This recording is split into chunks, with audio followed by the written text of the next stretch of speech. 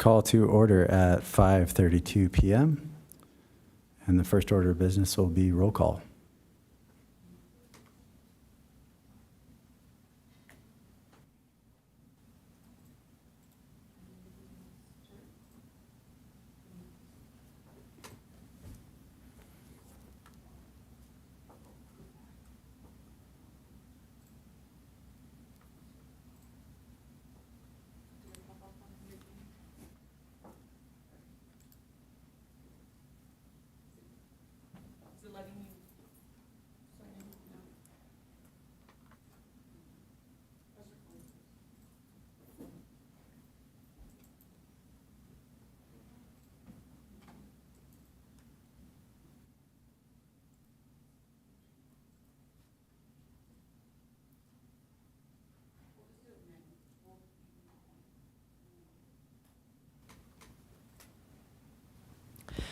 Okay, we'll do a manual roll call. Brad, Chair Lefkowitz. Here. Vice Chair Linda Snyder. Here. Committee Member Tony Gurno. Here. Committee Member Matt Palumbo. Absent. Committee Member Mark Ginny. Here. Committee Member Matt Altman. Absent. Committee Member Mim Michael Love. Here. Thanks. All right, thank you. And Matt Altman let me know he'll be about 15 minutes late today. So next up is the Pledge of Allegiance. If you're able to, please rise.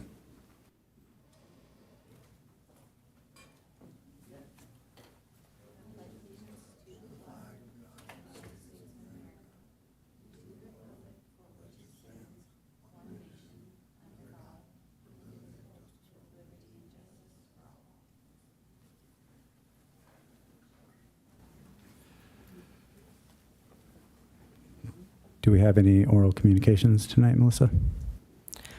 No oral communications that are present. All right, and would anyone like to propose any changes to the agenda? No changes to the agenda, so we'll get into the action items. Item number 1 is approval of the minutes from last meeting, July 24th. Has everyone had a chance to review them, and would someone like to make a motion to approve? I move that we approve them. Second.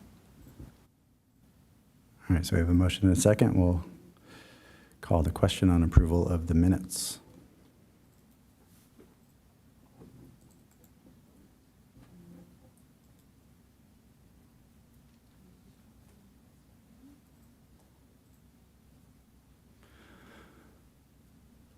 All right, that motion passes. So we're going to get right into it just to set a bit of a expectation for the evening.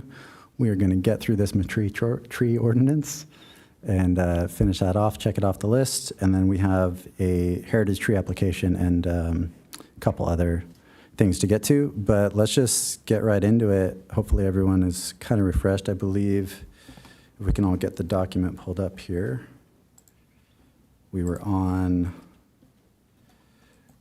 We should be pulling up third draft. Is that correct, Linda? Yes, it's item 2A attached to the agenda, mature tree ordinance, third draft revision. That's the main document that we'll be looking at tonight. Great. And then, do I remember correctly that we were finished LS7 and we were on to LS8? Yes, that's correct, but we have to go back just a little bit. All right, let's do I know it. you love that, but there was, I have about 10 things that I'm hoping the committee can vote on and decide tonight so that we can complete the revision of the mature tree ordinance. So first one is actually taking just a little step back. It's on page 3. It's actually under comment LS4. At the last meeting, we discussed in quite a bit of detail about additional native plants to include in the 4-inch trunk diameter list. And then we recharacterized the Quercus dumosa into a category of its own because it's a low-lying multi-trunk or multi-branch type species. But we neglected to make a decision about whether or not to include the Xylococcus bicolor Mission manzanita, which was the issue that was brought up in the first place. This was proposed by Mr. Wisniewski at one of our prior meetings and was put on the comment list for decision whether or not it should be included. Also, a little bit of information from Wikipedia was copied and pasted into that comment just for the information of those who do not know that species very well. So the issue here is whether or not to include the Mission manzanita in the 4-inch trunk diameter at standard height. That one seems pretty straightforward to me as an include. I mean, it's a native species that we want to encourage. Yeah, seems like that was probably our intent. We just maybe got a little sidetracked and left it behind. I don't remember discussing any reason against including it. We didn't discuss it at all. We just sort of missed it. The only thing I would say about it, and I don't know the species well myself, is what I learned from Wikipedia, which is simply that it's characterized as a shrub rather than a tree. But my thinking is also that if it should get large enough to have a 4-inch trunk diameter, that it should be included. That would be my thought process on it.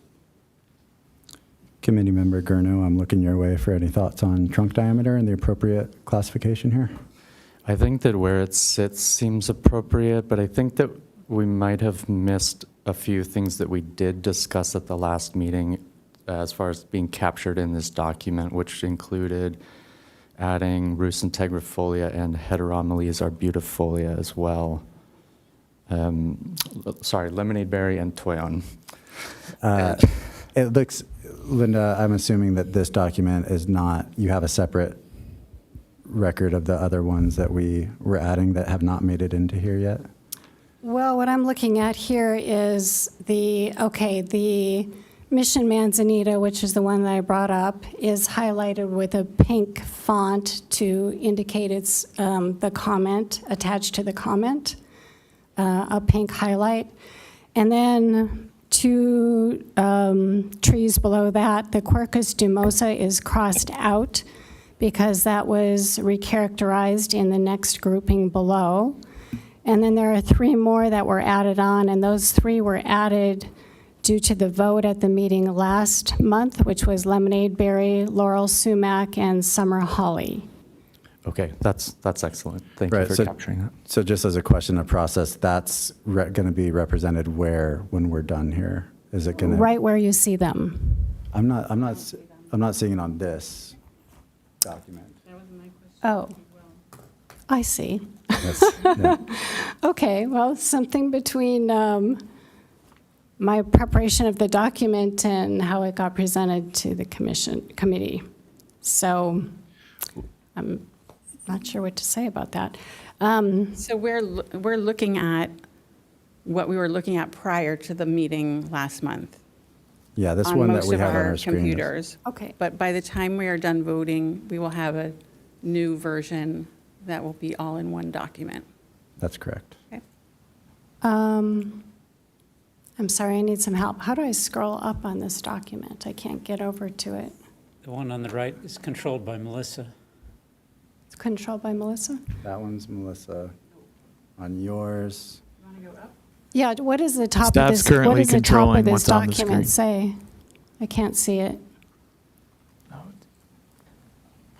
The document should be controlled by the staff computer. Oh, I'm controlling it currently. oh, okay.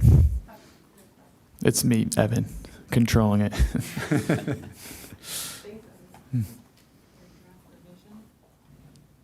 Okay. Well, I'm sorry, I don't know why the edits aren't on the document. I can't see the top of this document, so I can't see actually what it says on the top. I'm going to open 2B here to see if that is Okay, any. that's the second draft revision. What we want is the third draft revision, which is, it was marked on the agenda as item 2A. Yeah, it looks like that has the same date. It looks like 2A and 2B might be the same document in here. Yeah, they are, unfortunately. But Okay. I think we'll be okay because we have it all on record and we'll be able to represent all these changes, correct? Or Well, with all due respect, it's going to be really difficult because there are additions of text that need to be discussed, and I mean, there's an awful lot in here that we have to talk about, and if you can't see it, it's going to be really hard. there's a significant amount that's different from this draft from last month to review. Yes. Okay. Like the record reflect, Matt Altman is here at 5:43. Welcome, Matt. Okay, so what should we do? Can it be shown on the Elmo or whatever that is called? Yeah, Linda, can you send it to the staff?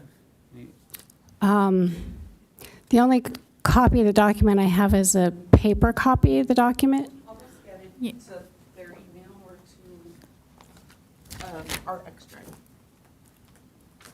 Okay. Oh, glad we discovered that.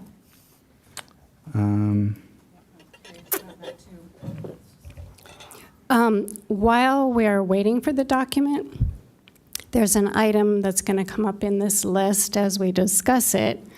And the item is whether or not to include back into the ordinance the mitigation element of planting new trees if a mature tree is removed.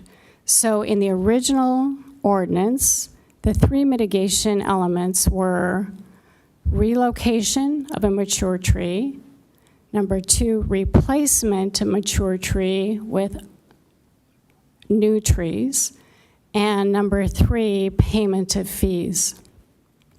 In the revision proposed by the subcommittee, we removed number one, relocation, because this committee found it to be infeasible. Number two, we removed replacement because the replacement requirements in the original draft of the ordinance were very cumbersome and rather difficult. And then we kept just the fees because then fees would be paid to the city would make determinations as to where a new tree should be planted and really would take complete control of the replacement process. It was brought to the attention of the subcommittee by staff of the planning department that city council really wants to have the replacement provision as a mitigation for a couple of reasons. One is they want the developers and property owners' involvement in that process. Number two, that it was cumbersome, but it was cumbersome sort of on purpose because it's a deterrent to property owners and developers from taking out mature trees. So the process itself being cumbersome was actually written in as a deterrence to removing mature trees, which is good.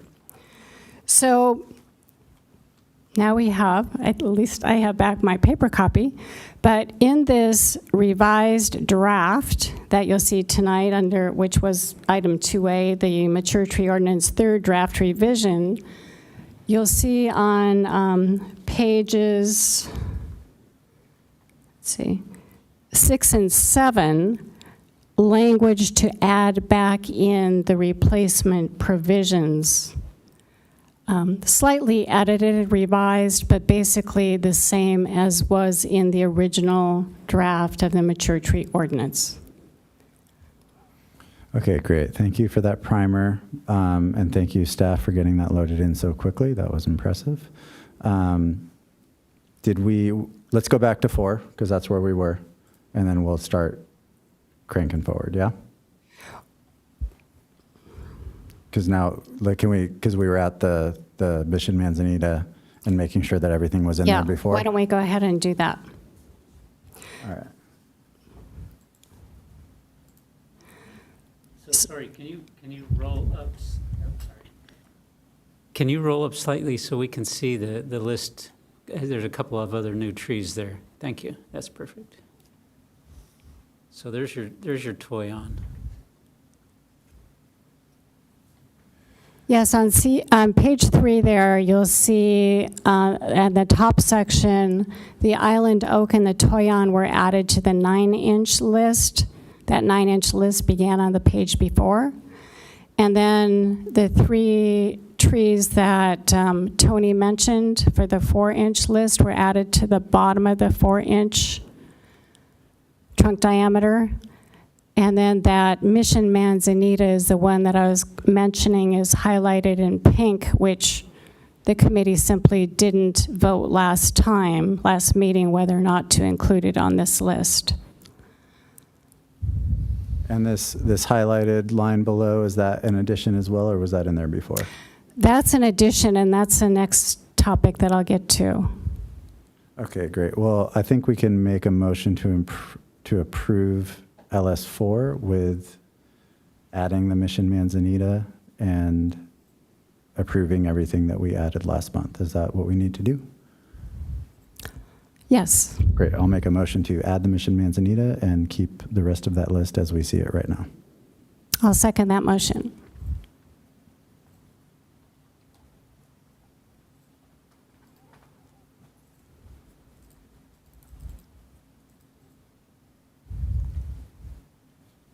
Excellent. So that was approved unanimously. And do you want to take us to this highlighted line here?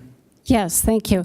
The next thing that was added in since the revision we looked at last meeting is the low-growing, I'm sorry, not that one, the yellow. The native tree species list outlined above may be augmented by the city arborist and shall be included as part of the UFMP manual and be made available to the public. There was a comment by our chair last meeting that we should have some mechanism to be able to update this list in the case of updates, which we know just happen. So that language was added for that purpose to provide that mechanism.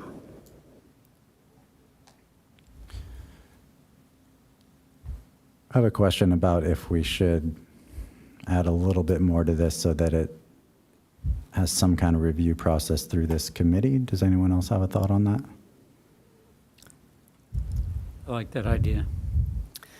I think that if you look at the founding ordinance language for this committee, it suggests that that should be so. One of the things that the UFAC is specifically tasked with is developing plant lists on behalf of the city, in collaboration with staff, obviously.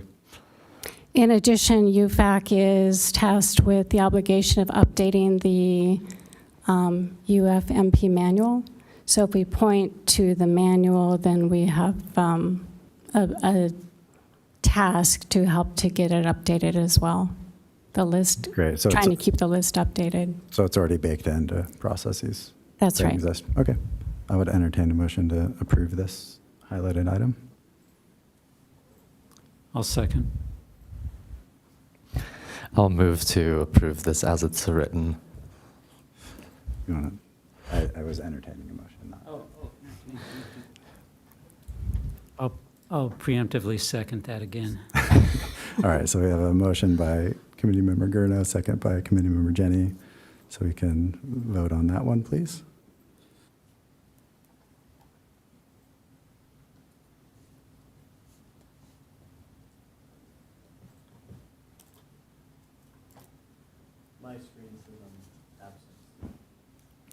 Can we get Committee Member Altman logged in, please?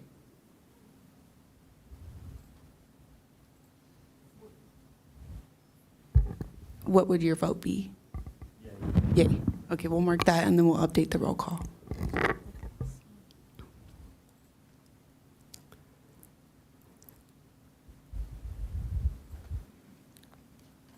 All right. So that was approved unanimously, and that takes us to. May I proceed? Yep. Okay, thank you. Okay, the next item you will see highlighted by red font is an addition, or whoops, it's actually a change. So this deals with the definition of invasive species in the definition list. So what I found in reviewing the proposed or draft native plant ordinance, which is agenda item 2C in the packet, is that the folks working on the native plant ordinance have a definition of invasive species that's different than the definition that was used in the original draft mature tree ordinance.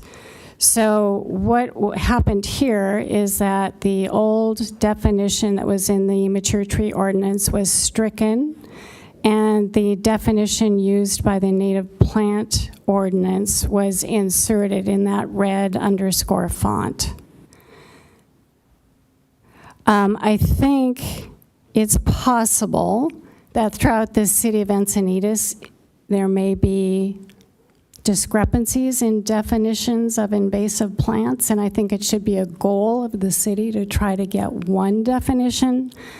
I think we're familiar with pointing to other sources to get that definition, as the red font language indicates here, and which the native plant folks also used.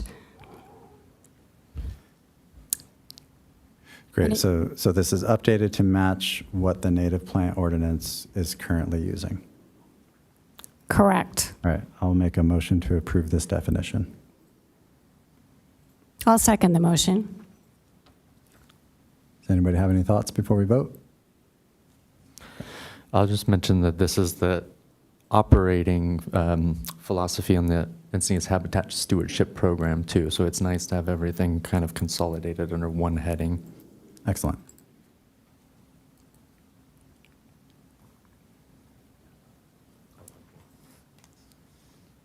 All right, I believe that was approved unanimously. Let's keep going. The next item is on page 4, Pause for one- comment LS6. Pause for 1 second. It looks like Gurno's vote didn't go through. What was your vote, Tony? Yay.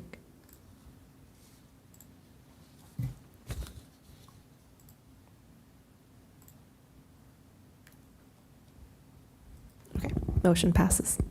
Thank you.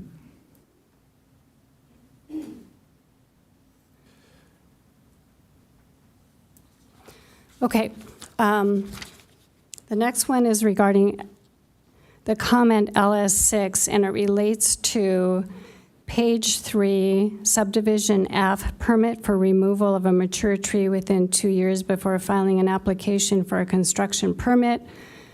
Paragraph 2, there was discussion at the meeting last month that we did not want to have utilities penalized according to this ordinance. So this language highlighted by the comment has been revised. So if you could take a moment to look at that language, and the motion will be to approve that language. Quick question on that one. How do we decide before the tree is gone if they've done their due diligence? Or, I mean, I guess what I'm saying is I could see the utility knocking down a whole row of trees and then after the fact saying, oh, well, they were safety hazards. I mean, is there no recourse, nothing? There was, but there isn't now. There was before we made the revision, in the sense that the utilities were really subject to the regulation of this ordinance. But because we decided that the utilities should not be regulated under the ordinance, there's really nothing left to regulate that process.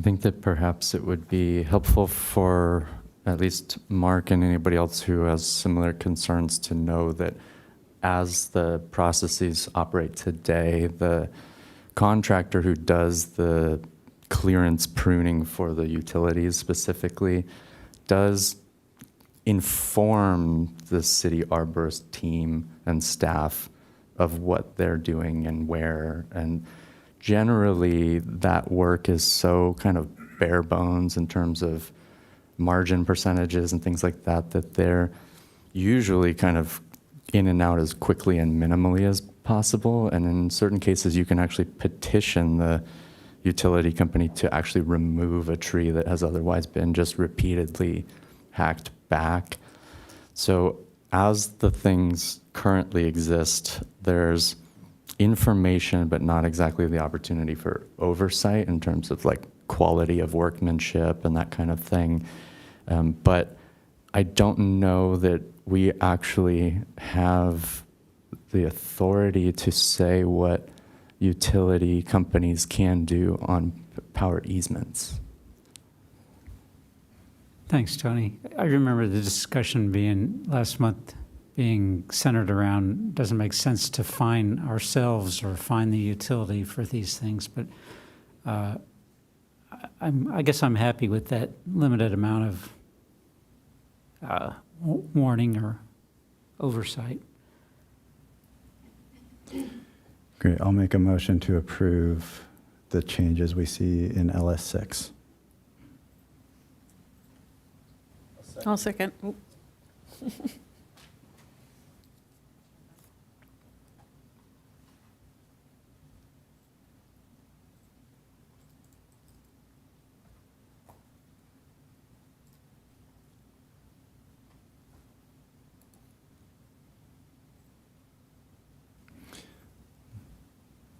All right, that is approved unanimously. Let's keep going.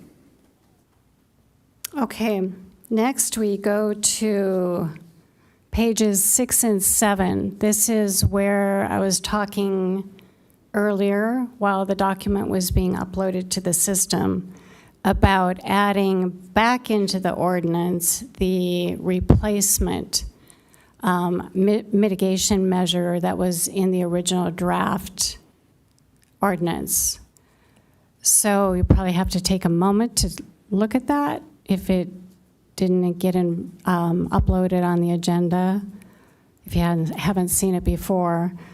But the red language is the added language to subdivision G2, which now breaks down into an A, B, and C, so that the property owner who has to remove mature trees will be subject to subdivision H replacement requirements, and that would be first. And under B, if replacement can't be done, then we go to the fees that were in the revised ordinance previously. And then subdivision C is if there's any dispute about whether the mature tree is feasible to retain or what the replacement should be or fees should be done, the city arborist will make a recommendation to the director of developmental services, who will make the final determination subject to appeal. And then subdivision H is those replacement requirements that were in the original ordinance, whereby if a mature tree is replaced and it's replaced on the property that's being developed, it's a 3-to-1 ratio. If the replacement is with a native species, then it's a 2-to-1 ratio. If it's replaced on a property other than the development site, then it's a 4-to-1 ratio under subdivision or part 2. And if that's a native tree, then it's a 3-to-1 ratio, et cetera, et cetera. So you kind of have to look at those. But those were from the original ordinance, and these are the tree replacement options rather than just pay the fee. So the big issue for the UFAC to decide is whether to add back into the ordinance the first mitigation method of replacing trees rather than just have the single mitigation method of paying fees into a fund for the city to take care of all the tree replacements. Two questions. First, this was a direct request from council to put this back in. Did I hear that correctly? Not quite, sort of. The information was provided to me by city staff in the planning department. Evan told me this, and he's here, so if I'm not saying it right or if he'd like to add anything, I would invite the committee to hear what he would have to say about it.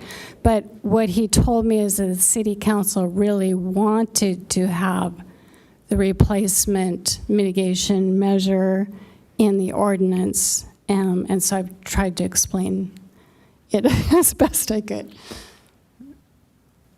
Yeah, I think that kind of sums it up. You know, the city council had requested that the in lieu fee be an absolute worst resort, you know, and that the applicant have to first try to preserve, and that if they could not preserve, then they would have to go through the onerous process of going through the replacement ratio regulations, figuring out where to plant them and whatnot, and that process in itself may act as a deterrent to removing the tree altogether. So it was purposely designed to be a bit complex, and you know, it's a lot for the applicant to work through, again, by design. And was our original inclination, correct me if I'm wrong, was to simplify it by making an in lieu fee, because that in lieu fee would be going to a fund that would be spent on planting trees. Is that correct? That's right. Was there a fund that we had identified?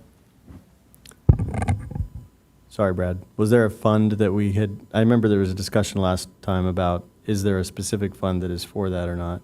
That's another issue, and I think Evan had mentioned to me also that one of the reasons that the city didn't want just a lot of, you know, fees coming in is it's difficult for the city to segregate fees for certain things and make sure that fees are used like just for, you know, planting trees and not other things, and not having them get mixed up with other city funds, and making sure that they're dedicated to the process. The original draft of the ordinance had in it, and this is another issue that I have to talk about, is whether in lieu fees should go to the city's habitat stewardship program. And so for the agenda item tonight, I'd included some excerpts on that program.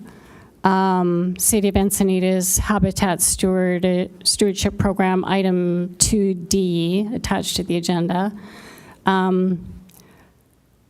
which indicates basically that the management and stewardship of city-owned open space areas is the focus of that program.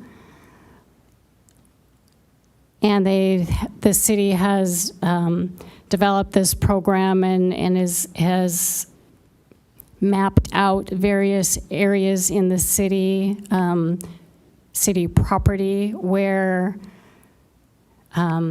improvement could be had in open spaces, such things as eradicating invasive species and planting more native species and improving, you know, those habitat areas. So this program, City of Encinitas Habitat Stewardship Program, exists if this committee, or if, you know, if the ordinance, mature tree ordinance, was ultimately passed to include only fees as a mitigation measure, then putting it into this fund would probably not be the right thing, because you would want those fees to be used to plant city trees, perhaps in other places than just the area covered by this habitat stewardship program. Whereas if the ordinance is determined to include the replacement provisions, which, as Evan mentioned, are a bit cumbersome, but that was on purpose, those trees are going to get planted through that replacement process, and then fees in lieu is going to be a much smaller amount and perhaps should go into the habitat stewardship program. So the issue goes hand in hand with whether to include the mitigation measure of replacing trees or just going straight to fees, in my view. I understand. So a reminder here that we are not the final voice on this, so we can create a framework and some questions for the next people down the line.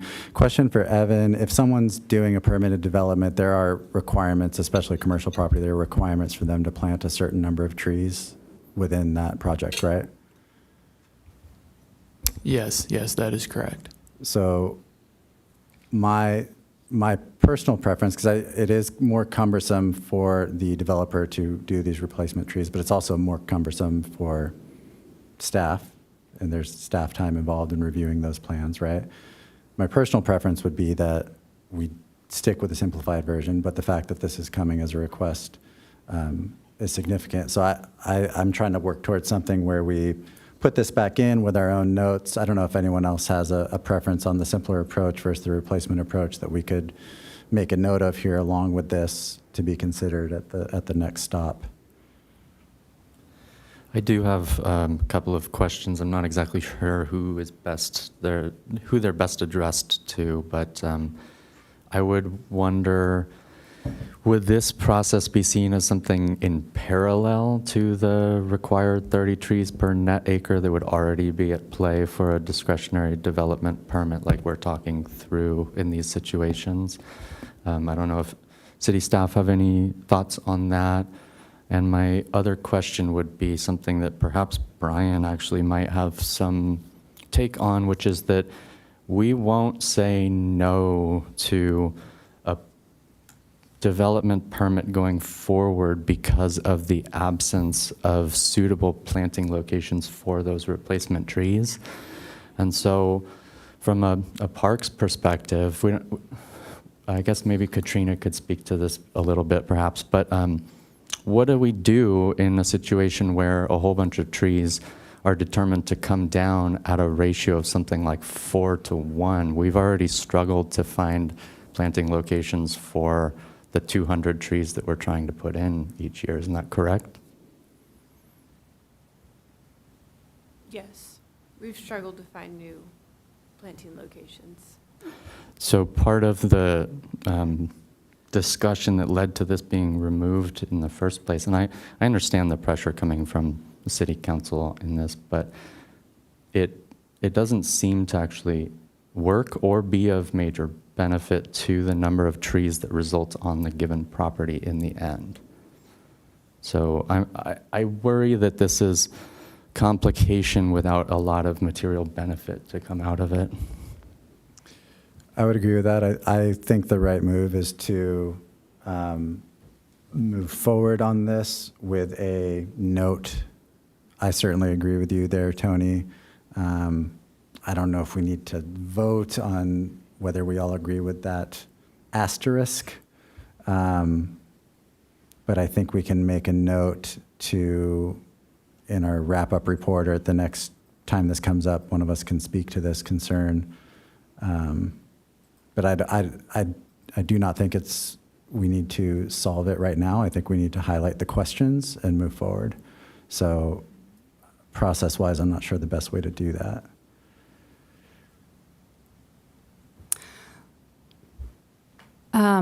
Seems like you could add, Linda, something in the document that would be like a comment that would line that out. I think Committee Member Gurno said it well. It's how'd you say, a complication with questionable return? Yeah, I don't quite see the linear result of this producing more trees on a given site with all the other kind of regulations at play already. I have a suggestion in terms of just how to handle it. Please. When we dealt with the issue of applicability, we decided on what we wanted to propose for the ordinance, but we also decided to keep in alternate language so that that could be sort of flagged for whoever looks at this next, whether it be the Planning Commission, et cetera, Environment Commission. So I think that's something we could do here as well. That is, keep in the revision that the subcommittee had proposed, which is basically just fees in lieu, but keep in also this original type language with the mitigation measure of tree replacement for, the next groups to have that at hand to consider. I would support that. So I have a question. My understanding is that they're trying to say not put more trees, but actually keep the mature trees in place and develop around them because it'd be too difficult. So I wasn't really following what you were saying, Tony. Well, so the sort of decision tree process is that you ideally keep the tree in place, but given that there's a motivation for that not to be true, and as it's described in this language, all you need is an ISA certified arborist to attest to that, which is just paying somebody to say that for you. And so the next step would be to consider this like ratio-based replacement, either on-site or off-site.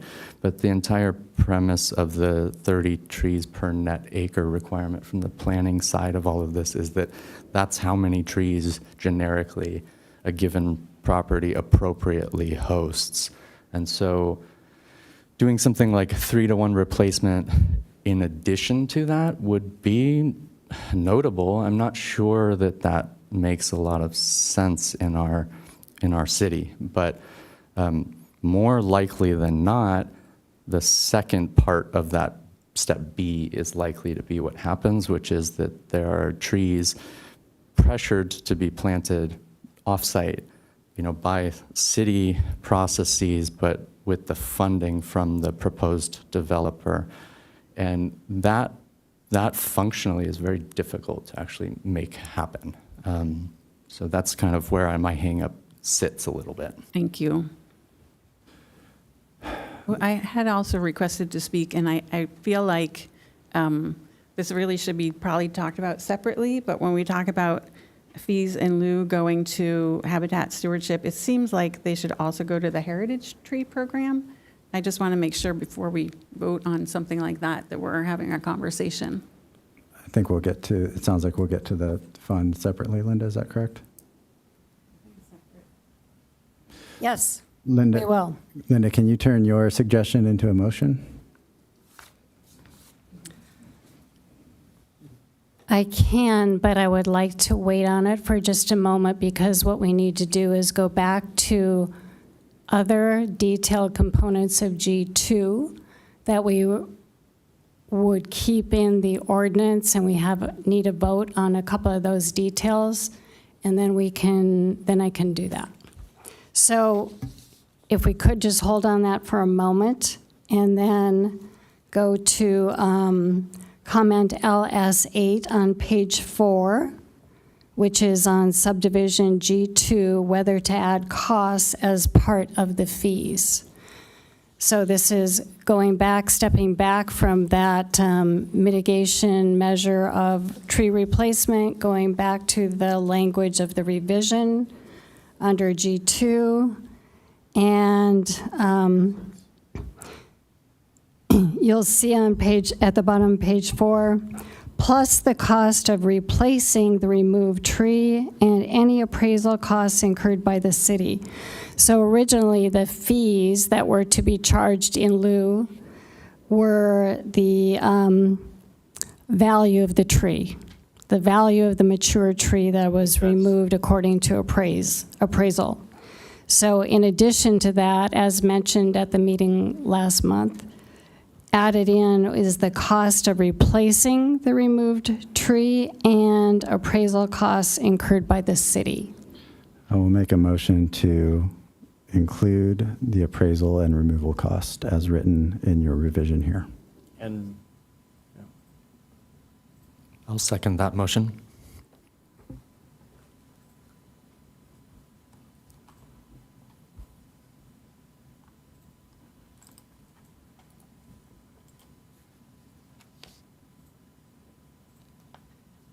All right, that passes unanimously.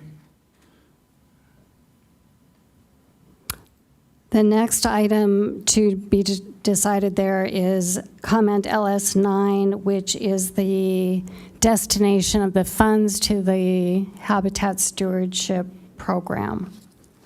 This is the one where Mem was just commenting about whether some fees or funds should also go to the Heritage Tree Program.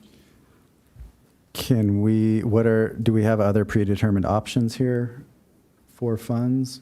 Or should we aim towards something that's funds to be directed towards the most appropriate place as determined by?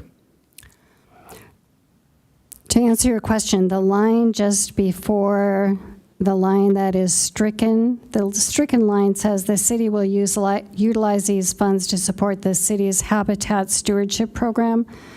The line just before that says the fee shall be paid into a city account for preservation and planting of new trees.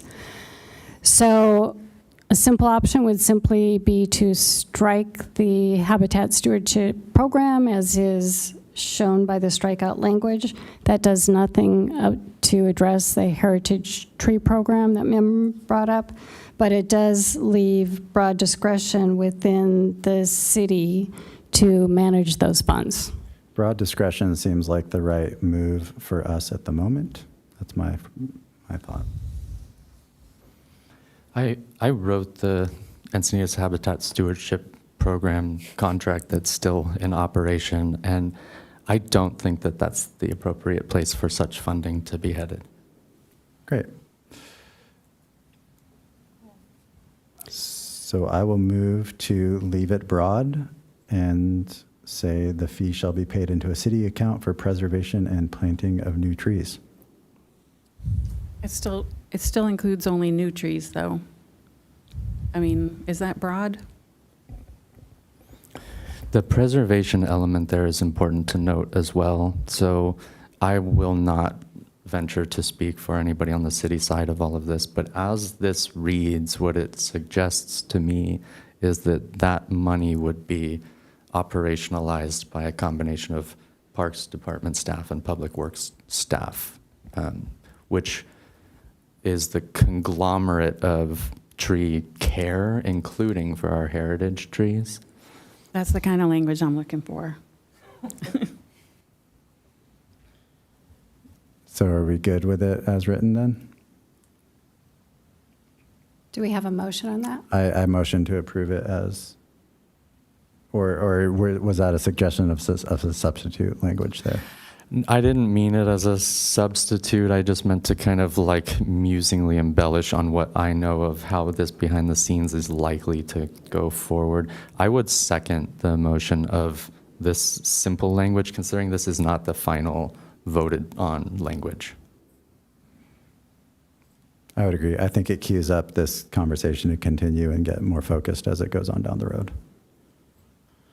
So I have it correct. We have Brad Lefkowitz motioning the approval and then Tony Gurno seconding. That's correct.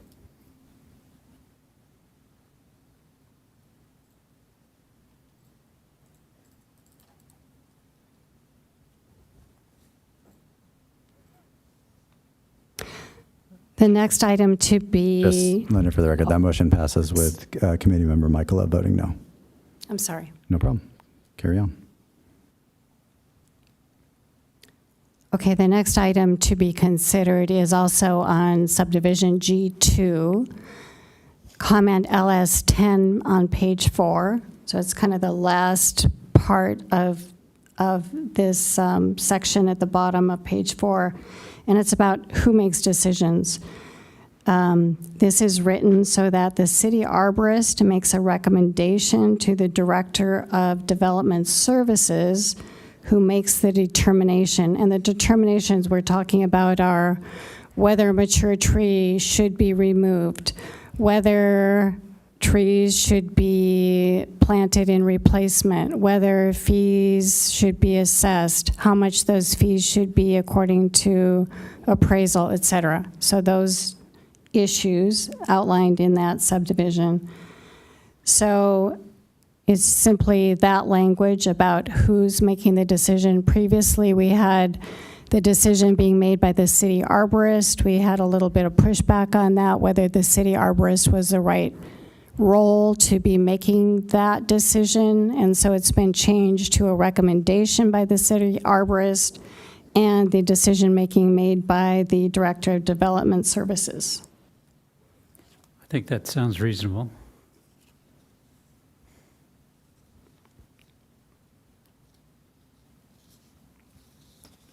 I agree. So I would move to adopt this language. I'll second it.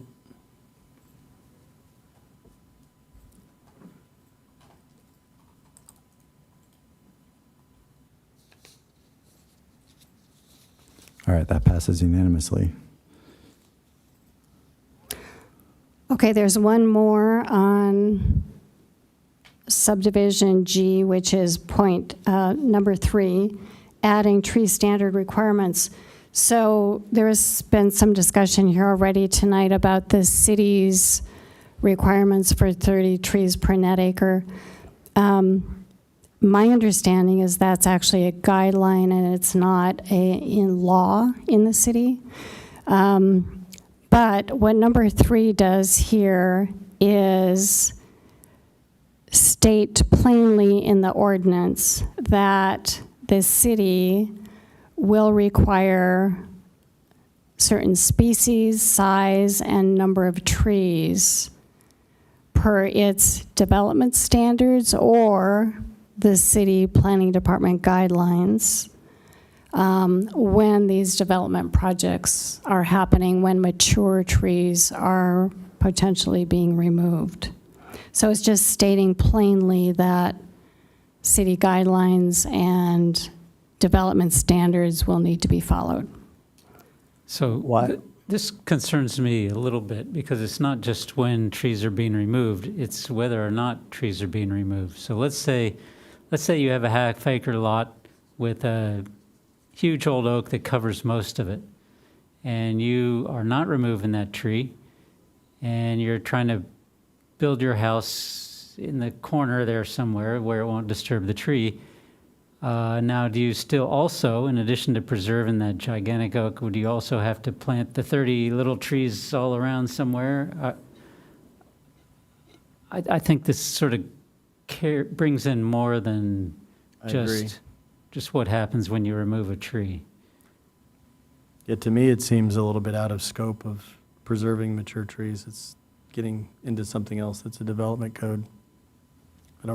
Was it in there originally and just, no? No, it was not. So I would be for not having it in there personally. I would agree. That was my original kind of impression as well. So do we need a motion? So I move to strike that language from the ordinance. I would second that.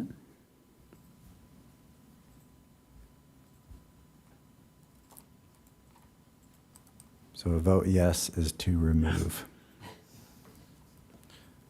That passes unanimously.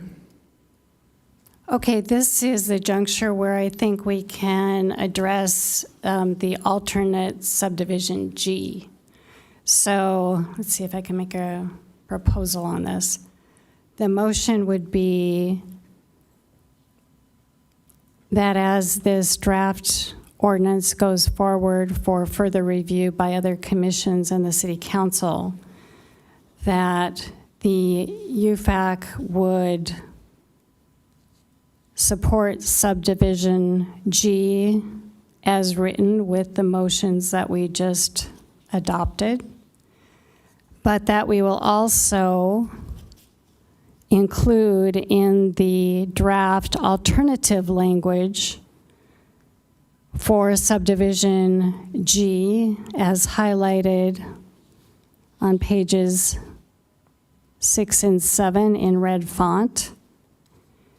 and subdivision H on replacement to include the mitigation measure of replacement as an alternative.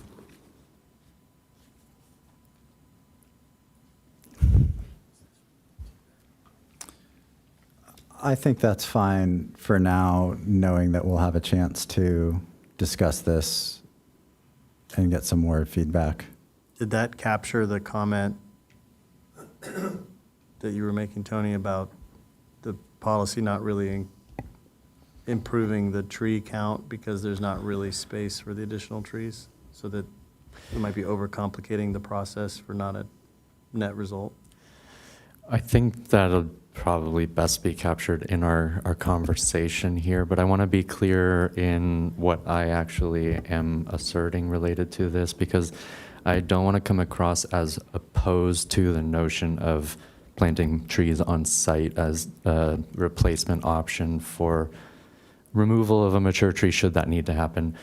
But as this is written logistically, it seems more complicated than valuable. So the kind of return on investment, given how difficult this process is as outlined in the red text, just doesn't necessarily seem worth it to me. But I do support the notion of what Linda has proposed as a motion, because what that allows is for us to move forward a more streamlined version without actually losing this option. We're not throwing away the comments from City Council, for example, but not necessarily also just putting them in there despite what we actually believe in this body. So I like some of the premise of the red text, but I feel like it's more convoluting than beneficial as it's written.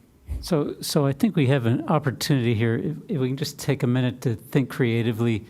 The problem, as I see it, is the off-site trees.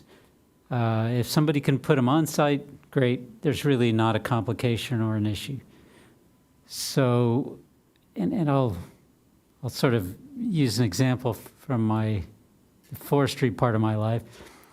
If somebody goes over the line and cuts down a few of your trees accidentally or otherwise, if they get caught, it's not, oh, you have to pay the value of the tree. It's, you've got to pay 5 times the value of the trees you cut down. So there's what we don't have in here really is anything that discourages someone from cutting down mature trees. You know, these trees, when they get evaluated, the cost of evaluating them is worth more. It costs more than the tree itself. I mean, the value of these trees is almost their timber value, from what I'm used to seeing. It's almost nothing. You know, you have a big mature tree. Well, that thing's worth $200 or whatever. For a developer, that's nothing. That's not a disincentive. That's just a cost of doing business. Okay, $200. There you go. Admittedly, getting an arborist out there to do an assessment of the tree would probably cost more and raise the price, but it's still, when we're talking about the stuff that gets developed in Encinitas, a few $100s is nothing compared even to delaying the project, for example, a week or whatever. I don't know, maybe somebody has an idea, but the penalty being you pay what that tree is worth is just a non-disincentive. It just does not address or encourage what we want to encourage here, in my mind. And I don't know exactly what the penalty should be or if that's the way to address it, but I can tell you, developer's going to look at this and say, okay, I don't want that tree there. Who do I write the check to? It's going to make this ordinance ineffective, I guess is what I would say. This whole ordinance is only for developed projects, and I know developers going to look at other ways around this. They're going to say, I want to develop this project. What I have to do is cut down my mature trees and wait 2 years, or whatever calculation goes on in their mind. But a $200 or $300 or $400 replacement cost is not going to affect any of their decisions at all, as far as I can tell. Could I just speak to that? What the ordinance has in terms of fees, if you don't replace the tree, the mature tree, is 3 times the value of the mature tree per appraisal. Cost of both the property owner's appraisal and the city's appraisal, and then also costs of replacement trees and the cost of replacing those trees. So that's the money part that you're talking about. Is that enough to dissuade a developer? I don't know, but that's how it's written, just so that you have a Thank you clear for that understanding. clarification. I appreciate that. That does help me. It's not quite as much of a mosquito bite as I thought it might be. But maybe then, looking at this, what we should do is just eliminate the off-site tree part and go with something else as a backup. Because it's when we require off-site tree planting that it just becomes a giant headache. City doesn't know where to put these trees. The developer's just paying somebody off. If they can't put it on site, maybe there's a different way to encourage them to work a little harder on their Again, project I design. just want to remind everyone that we're not the final say here, and this is such a complicated issue that, you know, we're really talking about one of the more important elements, and I really just want to leave the door open and encourage further discussion and highlight these questions rather than try to solve them right here, because I don't think we're the appropriate body to have the final answer on this. So I really just want to move forward on this with explicit language that this question is revisited every step of the way as it goes through other commissions. I'm fine with that too, yeah. So how about a motion to approve what we have here in this draft with a specific asterisk that this question is revisited at each commission that it comes up to, and ultimately at City Council will be the one to determine this question and the appropriate penalty and fees. Could we also, as part of that comment, say that the real issue is the off-site trees?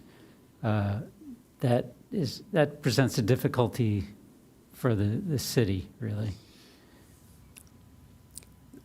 I think the real issue is the whole thing, but yes, Okay, yeah. yes. Maybe what we should do is call out a couple of concerns as part of this. And part of it is that it's not much of a disincentive, and the off-site trees is a headache for the city, and we're not sure how to address these at this point. I have just an idea in terms of a compromise. That being that, on the premise that the off-site trees are the problem, the compromise would be that replacement would be required on-site, if at all feasible and subject to, the planning department's approval. And if that is not feasible, then you go to the fees in lieu rather than trying to go to all the, try to plant them here, there, everywhere around the city. Just a suggestion.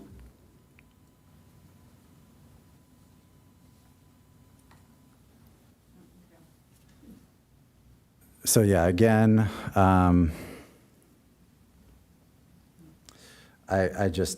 don't want to try to get to a specific solution on this. I just don't think I think have on the record a lot of our questions and our ideas, and we'll be able to reference this when it comes up, and one of us or multiple of us can be representatives at the next commission where this comes up to get further input on this question on its way to City Council.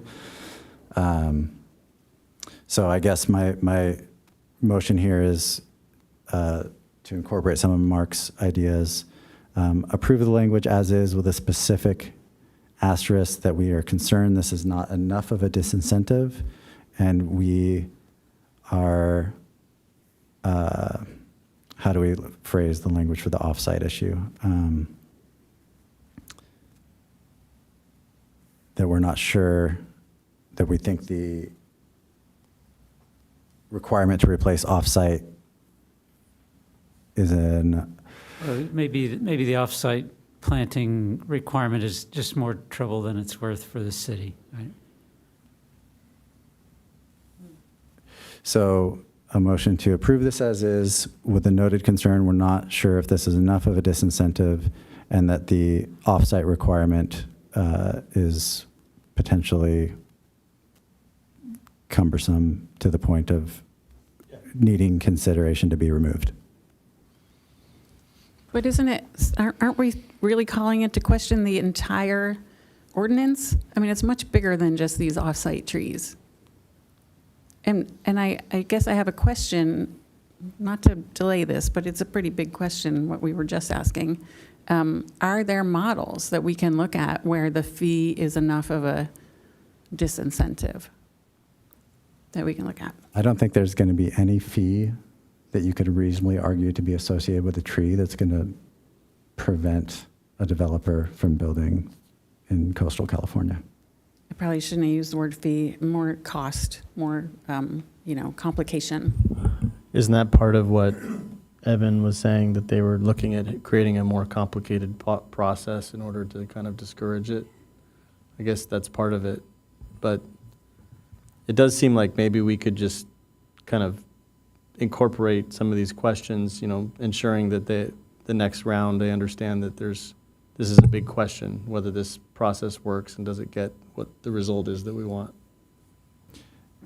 I think your question is correct, Mim, and I also feel strongly that we do not and should not answer it right now, that we're going to need higher level input on it. I just don't want to include that part about off-site trees and not have the opportunity for planting off-site trees. I just didn't want to lose that opportunity just because we think it's complicated. I think Brad's suggestion for the two comments probably covers what Matt and Mim have both said. I think really it waves a red flag at this little section saying this is really problematic. Give it some thought. Here are some problems that came to our attention. I don't think we're taking it off the table. We're just highlighting that it's an issue that needs further consideration. Thanks. Are we still going with your language for the motion or changing it at all? We have to have a motion, right? Oh, I thought he did make a motion. Yeah, I made a motion there. That was a motion. Yeah. I'll second Brad's motion.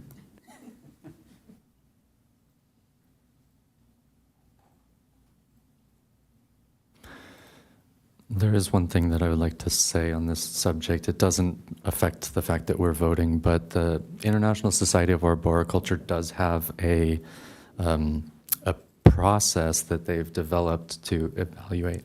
Just really quick, that passed with Vice Chair Schneider voting no.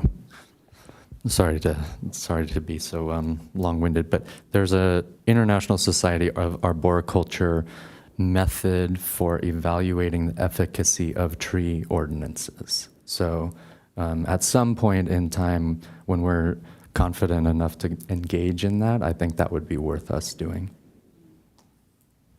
Great.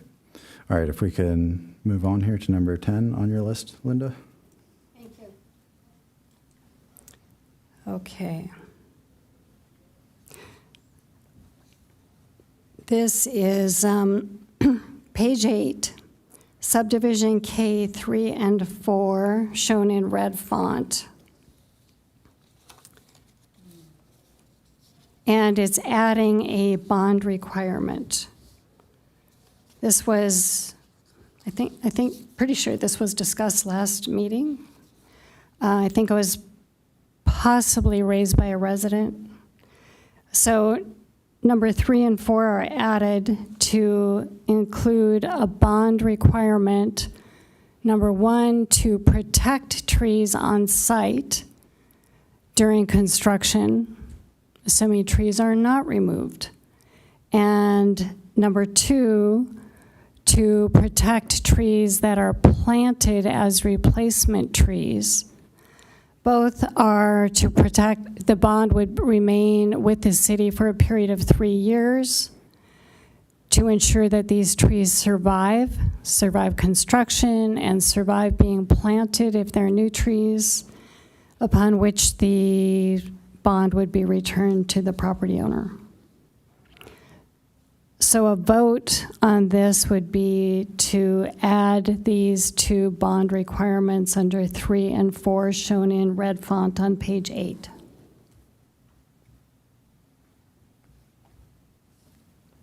I like this language a lot.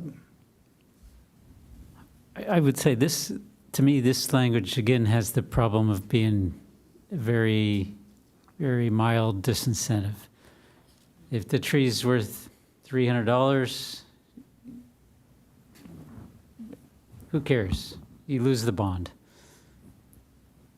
You know, your bulldozer accidentally knocks them all over. Do you have to put them back in? I don't see anything that says you got to put them back in. It's just, you know, or if you keep the trees alive for 3 years and then nuke them, I mean, that's another problem. But the bond being the cost of the value of the tree is minuscule. How would we see this as actually functioning after the construction period is over? Would city staff have right of entry into people's backyards to check on trees?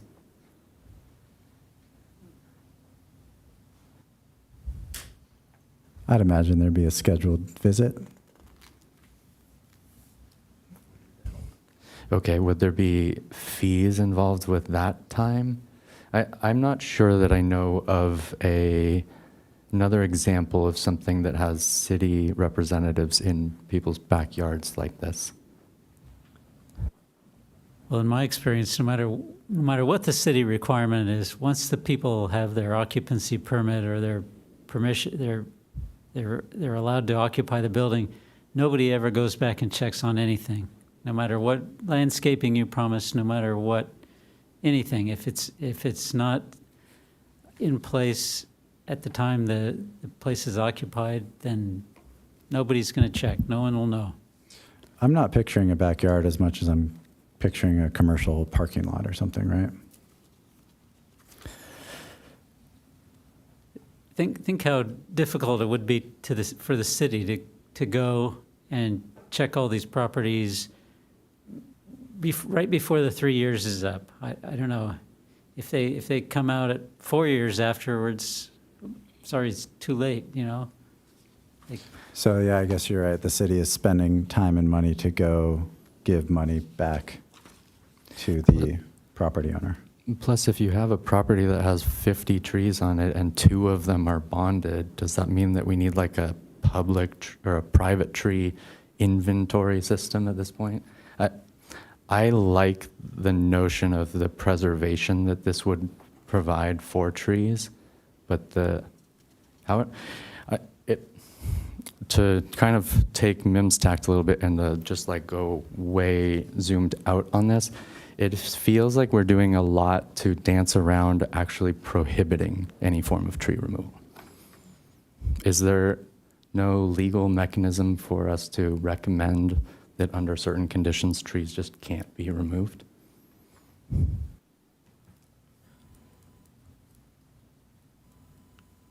To me, that seems fairly austere, given the expansive list of trees that we're identifying as potentially mature. That is a good point and taken too. So what I am saying is pulling us away from the material consideration at hand. I just feel like I'm saying the same things kind of on different subjects, that this is wildly complicated and seems to engage like several different divisions of city staff as well as the contracted city arborist. And again, we're talking about a handful of thousands of dollars most likely, and I'm not sure that it actually does what we're hoping it will do. Where I've seen where they prohibit a tree from coming down is when it's a specific tree that's just native to that specific area and it's endangered, or, that's, to It's me, would resonate more differently. generally true, but not always. Del Mar does protect the Monterey cypress, for example. But again, that's a specific tree variety or species, It is, but it's not native to even the region. but it's like characteristic of the region.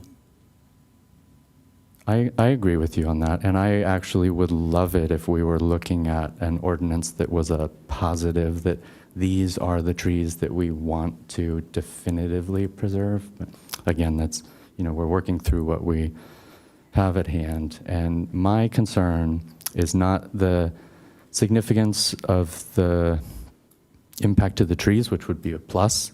It's the complication on the personnel side of things.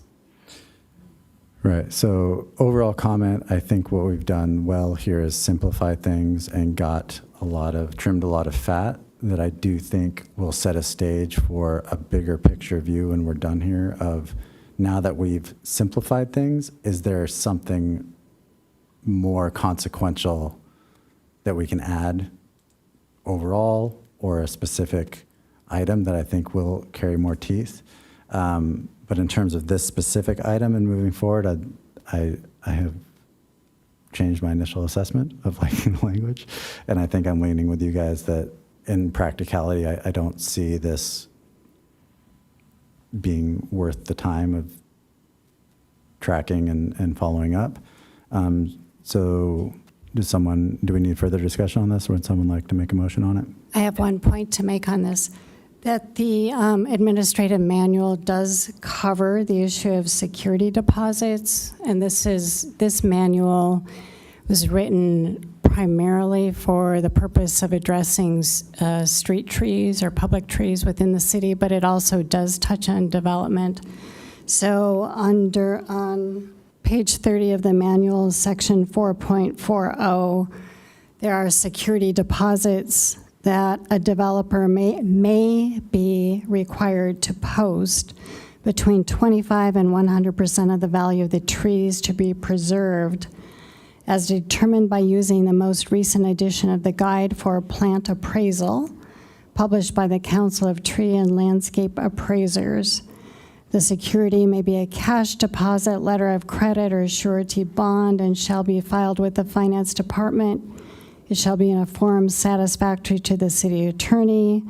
The security deposit shall be posted before issuance of any grading or building permits. The guarantee period shall be specified. In general, it shall be a minimum of 2 years after expected completion of construction. If trees fail to survive, the developer shall replace them.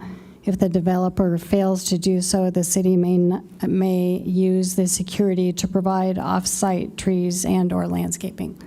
So that's what is currently stated in the manual, just for your information.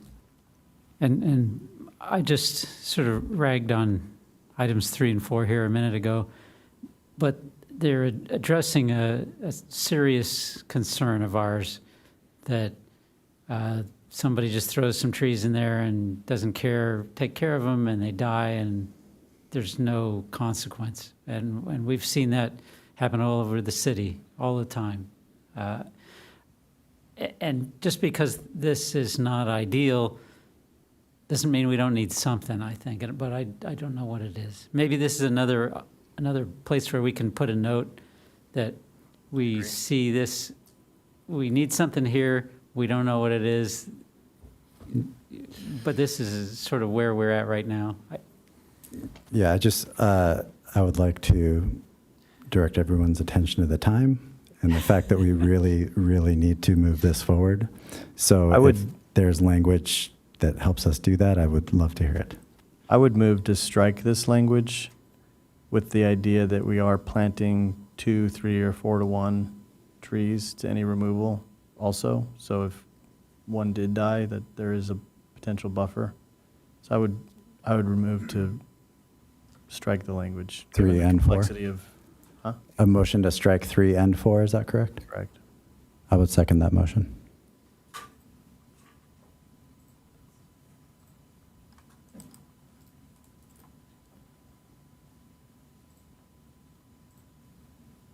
All right, that passes with committee members Schneider and Jenny voting no.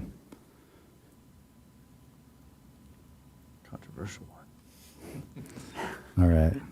That takes us to number 11 on your list here, which I believe is LS 13, Linda? That is correct.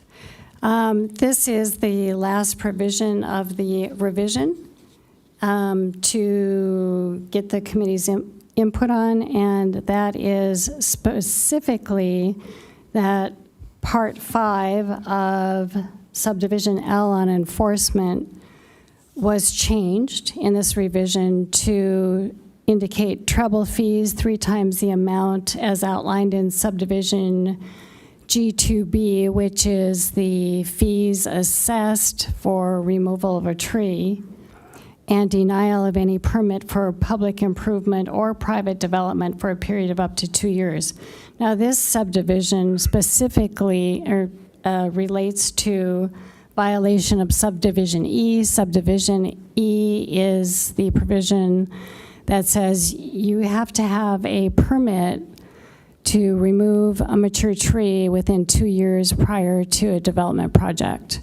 So if a property owner or developer should remove a mature tree within 2 years before applying for a permit or engaging the city in its development project, this would be the penalty. The fees penalty, I am notably, there have been comments that the fees aren't high enough, the treble fees of the appraised value of the tree. So that's one comment that we've heard tonight. But the other part is denial of any permit for a public improvement or private development project, which I think is a very severe penalty for a developer not to be able to get a permit for 2 years if they mess around with the city and try to take out mature trees inappropriately. I think this is a very simple way to give this some real teeth.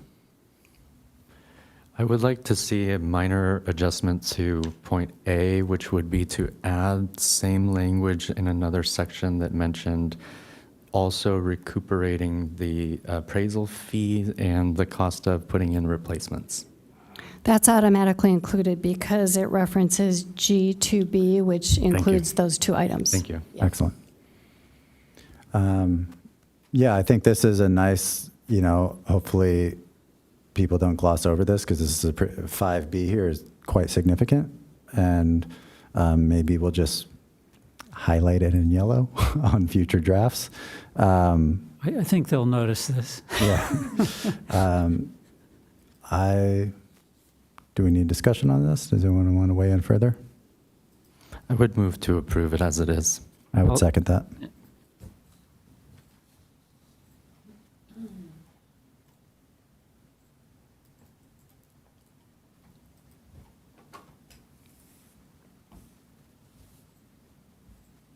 All right, that passes unanimously. I think we did it, right? There's I 2 think more we things. did. I'm going to try to, first of all, thank you, Linda, so much for your hard work on this. It was impressive.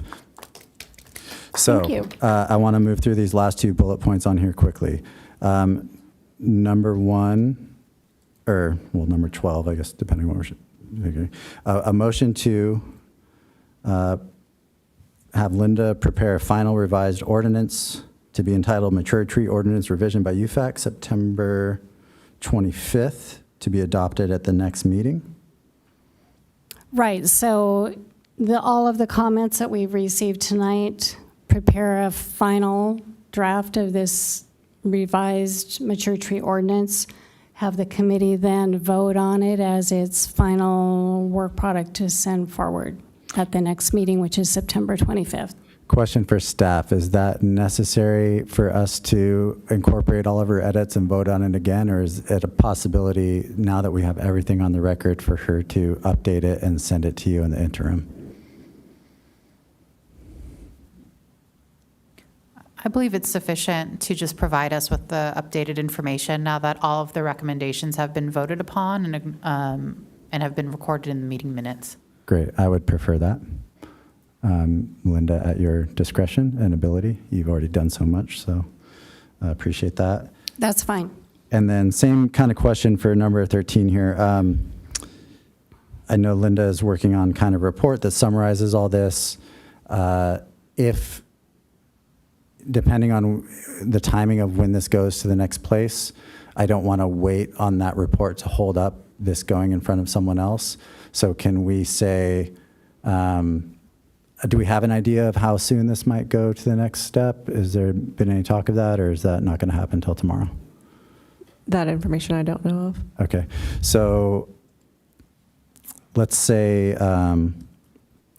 Mr. Chamberlain, just for your information, the Environmental Commission canceled its September meeting, and so its next meeting is on October 9th, 2025. That's the earliest they could consider it. I don't know about the Planning Commission. okay. Well, I think then we know, we'll find out as we're setting our next agenda. Your report is pretty much fleshed out from what I saw, correct, as terms of the summary of what we've done here? Other than adding in what we have discussed tonight, some of these nuances, yes. Great, so I don't think we need to vote on this. I think that since we've gotten permission for you to send over the edits to staff, it will go where it goes next. We would like a heads up when it goes to planning or environmental, wherever it goes. We would love to be there. And as I'm talking to Melissa about setting the agenda for next month, if it hasn't come up yet, then we'll include your report on the next agenda. Okay, Does that work for you? sure. All right, I think we're done. Well, may I ask what Yep. the next steps are so we can clarify what committees and commissions this goes to now? I don't think there's a set path at the moment. It will go either to planning or environmental. Did we ever hear if it was going to be one or the other first? Just as a point of background, Mayor Ehlers came to UFAC in March of 2025 when he asked us to work on this project. And what he said at that time is that his hope was that whatever we came up with in terms of a revision would go to the Planning Commission and the Environmental Commission and then back to City Council. So I don't think the committee, UFAC, has a clear understanding of what processes will be, but that's what the mayor told us at that particular meeting. Yeah, so we are ready. It's going to go somewhere for further discussion, and we will be there to represent UFAC. My main question really was, will it ever go to a public workshop? I mean, these are public workshops in a sense. Once it's revised. Yeah, I mean, planning and environmental are public forums where people will be able to see everything we've done and weigh in on that, as well as the commissions. Okay, thanks. Mhm. And City Council itself could make that determination if they want to have public workshops. I think that I wondered if we could make that recommendation as one of our bullet points. I don't think we need to add any more meetings to the mature tree ordinance than are already scheduled or will be scheduled. I didn't assume that it would be under our purview. I just thought the city council would bring it to the public.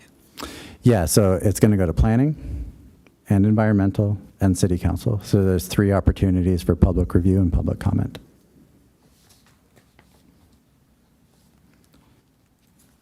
Are we ready to move on to action item 3? I Yes, think we are. All right. I am. Hallelujah. Heritage tree application. If there's anyone in the audience that would like to speak to this, if you haven't filled out a pink card and given it to the clerk, you can fill out a pink card if you'd like to speak on this. But do we have a presentation from Katrina on the heritage tree application?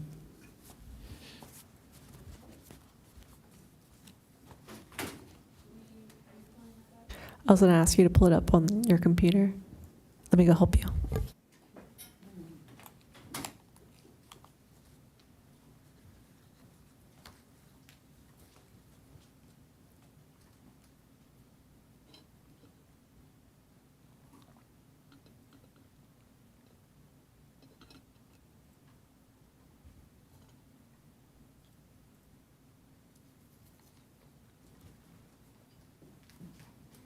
I'll speak on it. You gotta fill out a pink card.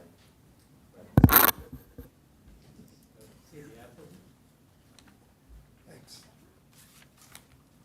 I'm gonna use your desk. I'll roll through this and then we can address the speaker, if that's okay? Yeah, we'll leave you fill it out. I think so. Yeah. Okay. We have one Torrey Pine that has been nominated for Heritage Tree status. It is on Manchester Avenue towards the south-ish end of Cardiff. As you can kind of see, this is Glen Park, yeah. It does have a prominent crown. It does appear to be planted in the early 1950s. It is in fair health. And here are some photos of the tree.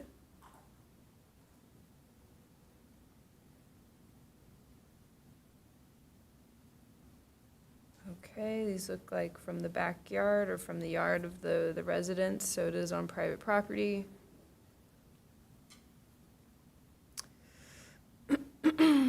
And again, more images of what it looks like just from the neighborhood perspective.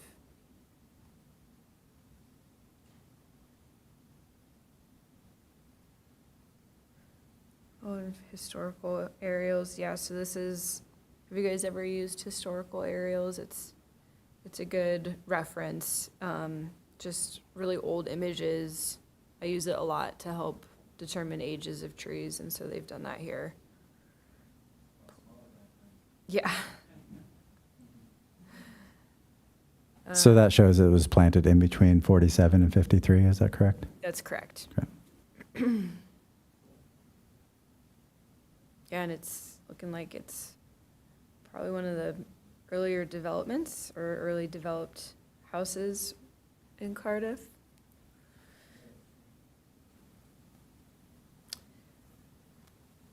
And that's that. Do you guys have any questions? Correct. Yeah, this is in somebody's yard. It's behind a fence. It's a really nice big old tree, is my assessment. Should we take public comment? Yes, we will take public comment now, and it is Jim how you spell your last name? Segovia. Segovia. To the mic? Yeah, thank you. I'm the guy that lives next door to the potential heritage tree. And really, I've just got a couple of things to say because I know the city doesn't like getting involved in neighbors' disputes. But I've had the city out once before for this tree that a lot of the branches are hanging over the street. And we've had times where the branches have actually snapped off and hung over the street. And the tree is just too large and really too dangerous because the owner of the property, who doesn't live there, won't trim it. And obviously I'm here because I have a vested interest in this. I'm the next door neighbor. I'm close to a lawsuit with her to trim it back to the property line. And my main concern for doing that is for safety for my tenants, myself, and people that are in the street. I think Brad came over today. I happened to see him there. I don't know him, but it's pretty obvious what's going on. And I think my last point would be that I think the whole purpose for the heritage application is that when we do, unfortunately, I hope we don't, but if we do have to go to court, I think it's just a ploy to give more weight to their argument. However, there's still a liability issue regardless whether it's a heritage tree or not. I love trees. I got 4 on my property. This one, though, if you see it, is pretty problematic and really needs to be trimmed back considerably. So that would be it. Thanks for your time, rather. All right, thank you. So you're on the north side of this tree, is that right? I'm on the side where the tree's knocking over the fence. Yeah, I'm on the north side. Okay, yeah. Yeah, and really, this lady's owned this property for 25 years, never lived there other than maybe the first couple of years, and now all of a sudden she wants a heritage tree. And I just think it's probably a pretty good, just another ploy, for what it's worth. So Katrina, if you go back to that previous view, I think you can see what the point is here.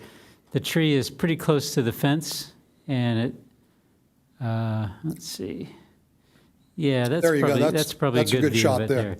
Yeah, so that hedge in the middle is about where the property line is. Is that correct? I would think that the tree, the first part of the base of the tree is probably within 2 to 3 feet maybe of the property line itself. Yeah. So Okay. obviously there's a lot of liability issues here on her behalf for the roots. But mainly my main concern was danger. It's just dangerous. It's old. It's not trimmed properly ever.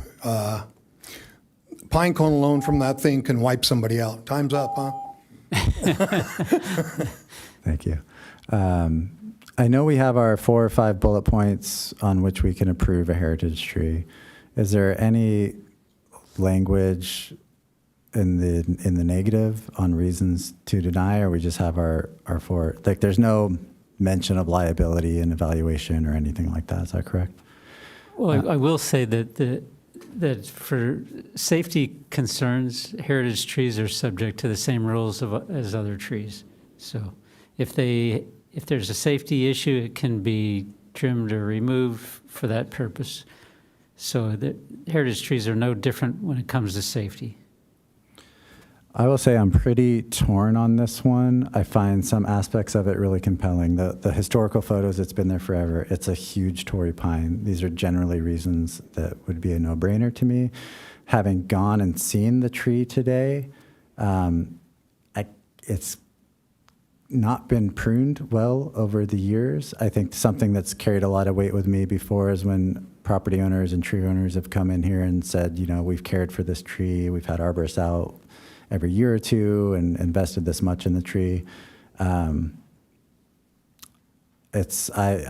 don't know. I'm kind of in the middle on this one at the moment.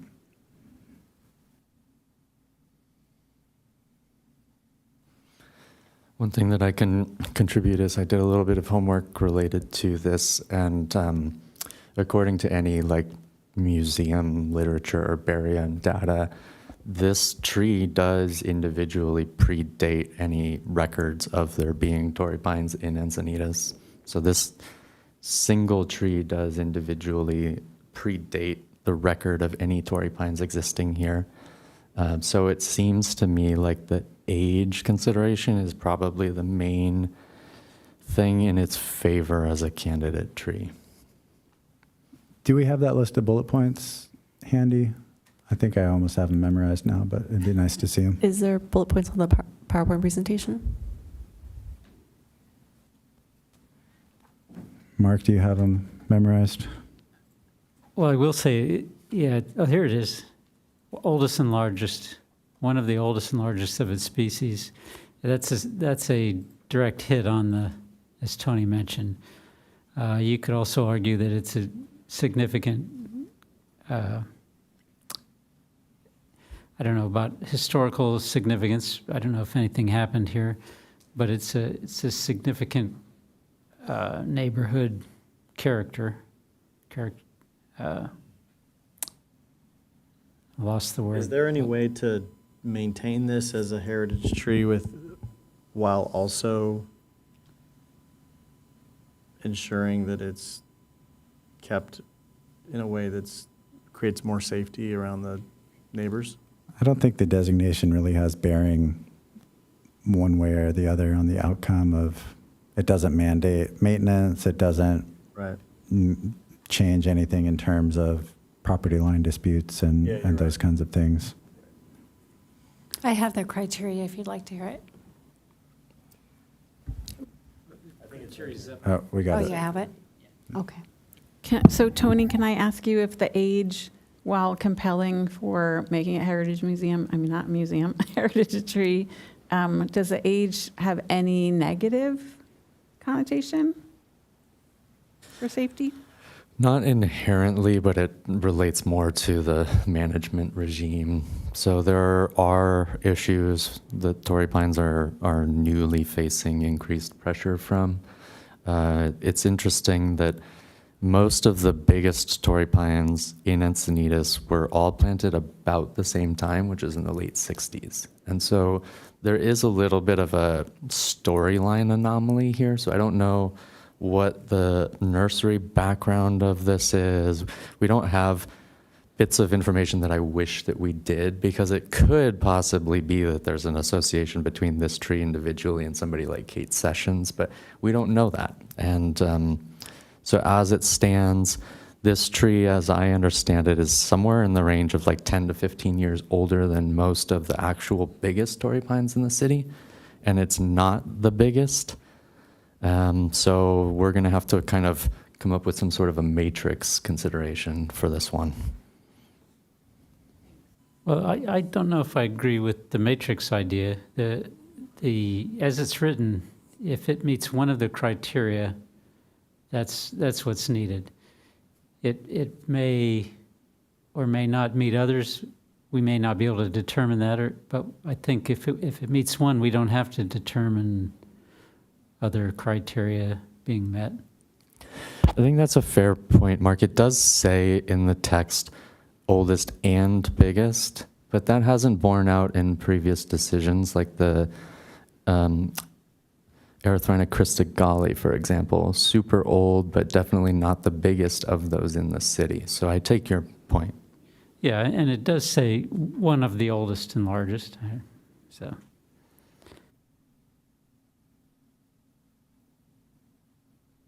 So we're saying it's certainly one of the oldest, but not largest, but the language is oldest and largest. Is that the distinction we're honing in on here? Yeah, one of the oldest and largest. Doesn't have to be the oldest or largest. As an aside, would it, and maybe I should check the form for when people submit the submission, but are these criteria laid out on the form, and does someone have to indicate how it qualifies? In this case, they did. I can't recall if they need to, but in this case, the application does include that. And it's not exactly totally accurate, because they reference this as being a native natural tree, which I can say is factually not true. I see that it does say that on the submission form. To me, this looks like the kind of tree that we would typically designate as a heritage tree. Based on which criteria? Based on the old and the historical significance, defining landmark, just the fact that it's been there for so long and it kind of defines the area a little bit. You know, it creates a historical legacy. You know, I'm sensitive to the neighbor's dispute and the maintenance of the tree and the fact that the owner isn't here, but the neighbor is here that's got the concern. So that's a red flag. But outside of that, I would have said it marks the spot. Yeah, I think it probably meets the first one of the oldest and largest, and the fourth one, defining landmark or significant feature of a neighborhood. And I do appreciate the neighbor coming by, but I think the property dispute or the safety dispute is completely outside of the heritage tree purview. I think a heritage tree has no more rights from a safety perspective than any other tree. So there's nothing the neighbor will gain in this dispute, as far as I know, other than talking points.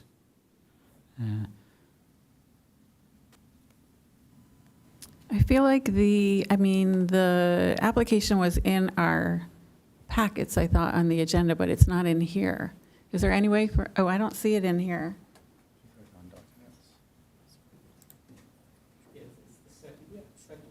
there? It's the second one. There you go. Thank you.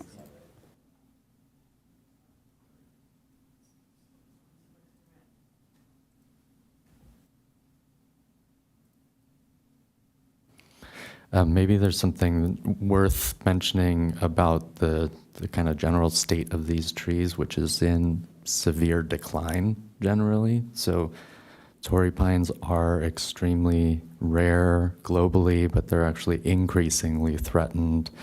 And so the presence of big old Torrey pines is on the decline rather than the upswing. So this is something that is likely to appreciate in terms of those metrics that Mark already highlighted, rather than having any kind of like near runners up or kind of true competition for that sort of standing within our city. I'll admit that there's a funny thing in me about this decision that I know is arbitrary, which is that we have approved so many Torrey pines as heritage trees. And that's not material to this particular decision case, but it does kind of feel odd to be considering yet another Torrey pine, just to be totally transparent.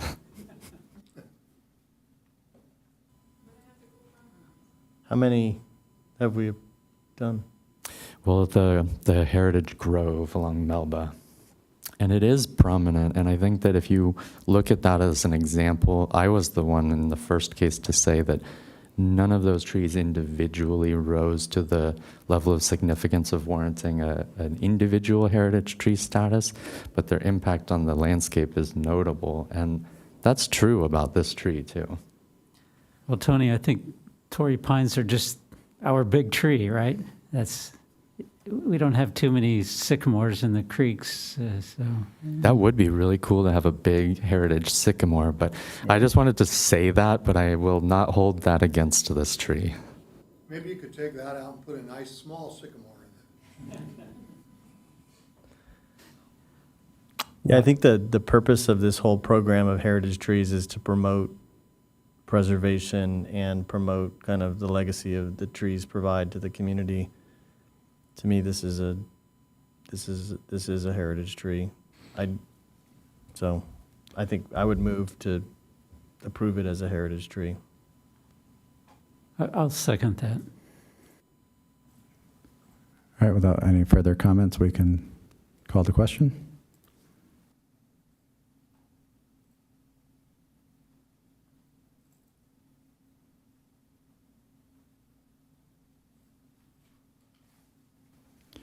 All right, that passes with Chair Lefkowitz voting no.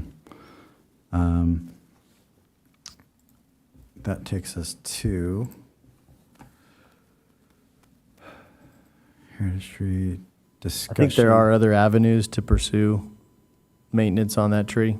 Pardon me? I think there's other avenues, though, to pursue maintenance on that Well, tree, you so. know,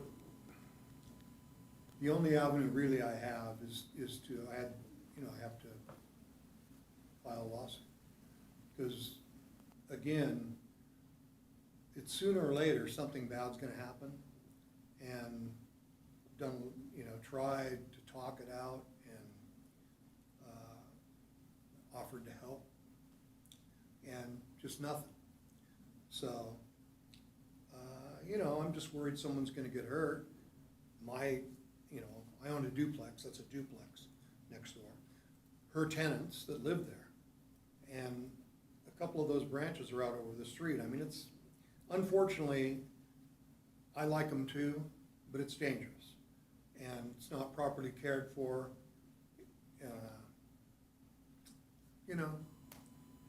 I kind of got pushed against the wall. I'm not into doing stuff like this. I'm not into lawsuits.